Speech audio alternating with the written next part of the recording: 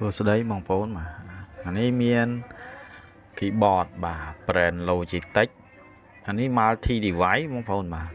model វាគឺseries K380 បាទឥឡូវខ្ញុំបើកប្រអប់ឲ្យបងប្អូនមើល keyboard នេះស្ដើងមិនស្ដើងប៉ុន្មានស្ដើងគួរសមស្រាលតូចបាទប៉ិនមក14អ៊ីញបាទអញ្ចឹងkeyboard ហ្នឹងគឺខ្ញុំយកពណ៌ប្រផេះមិនខ្មៅចំឯពណ៌ប្រផេះហើយខាងក្នុង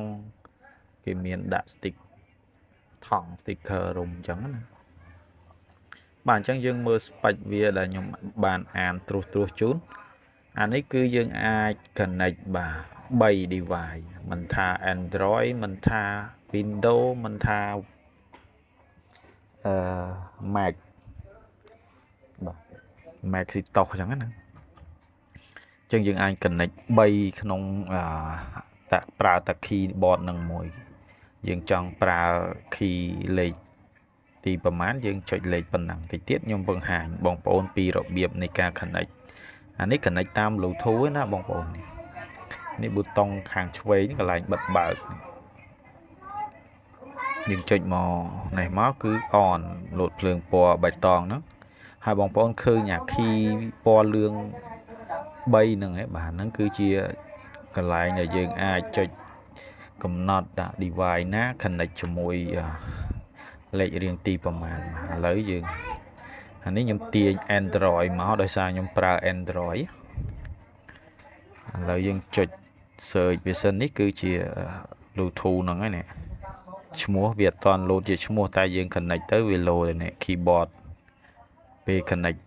ចុចលើ connect វាឲ្យយើងវាយនៅលេខកូដ885682ហ្នឹងពេល connect ទៅវាដូរលេខរហូតដែរបងប្អូនអញ្ចឹងយើងចុចនៅលើ keyboard ដែលយើងប្រើនឹងមកអា Logitech មិញហ្នឹងវាយពាក្យលេខនឹងឲ្យអស់គ្រប់ត្រឹមត្រូវចុច enter មកវា load connect auto មកបាទប៉ុណ្ណឹងយើងអាចប្រើប្រាស់បានហើយអា keyboard ហ្នឹងងាយទេបងប្អូនឥឡូវខ្ញុំសាកវាយឲ្យបងប្អូនមើលបាទនេះវាយទៅធម្មតាណាបងប្អូនហើយអានេះ support ទាំង font ខ្មែរ font អីបងប្អូនបាទអញ្ចឹងមកអែមហ្មងហើយយើងដូរទៅ font ខ្មែរតិចទៀតខ្ញុំប្រាប់ហើយនេះយើងគ្រាន់តែចុច shift បូកនិងshift ហើយនឹង space បាទចុចចឹងមកយើងវាយមកដូរហើយបាទចាំមើលយ៉ាតន់ដូរមិញខ្ញុំដូរហើយឥឡូវចុចភាសាទៀតដូរមកខ្មែរវិញ shift និង space នេះដូរហើយឃើញទេបាទអញ្ចឹងយើង connect ចឹងមកបាទហើយ device មួយទៀតឧទាហរណ៍បងប្អូនមានទូរស័ព្ទមួយទៀតឬក៏ computer ឬក៏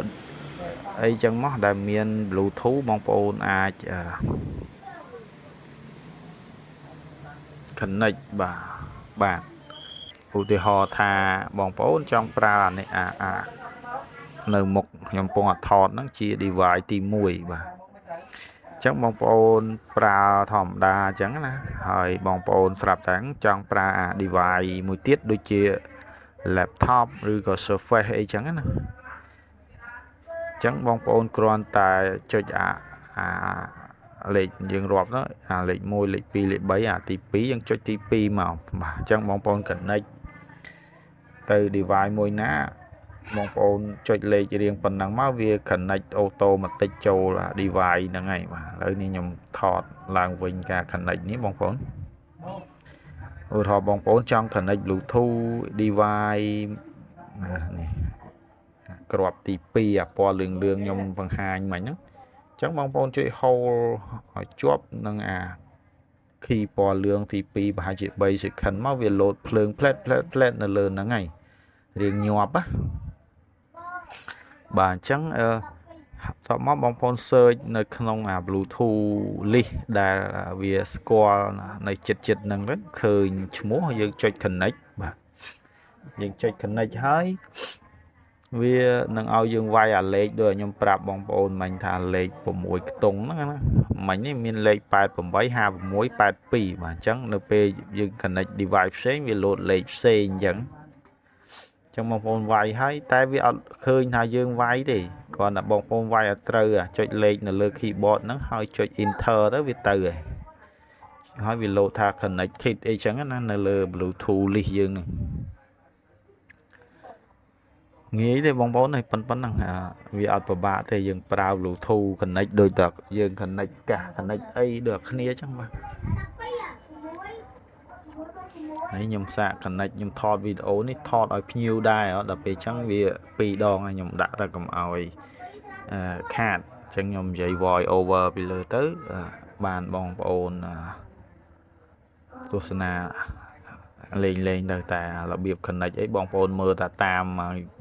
manual guide kia tới có bàn này mà ok bà chẳng dương cần nói hỏi dương ai pra tầng khmer tầng ấy ba nấy bà chẳng có mình miền ấy ra đấy xem ra video mùi nín bà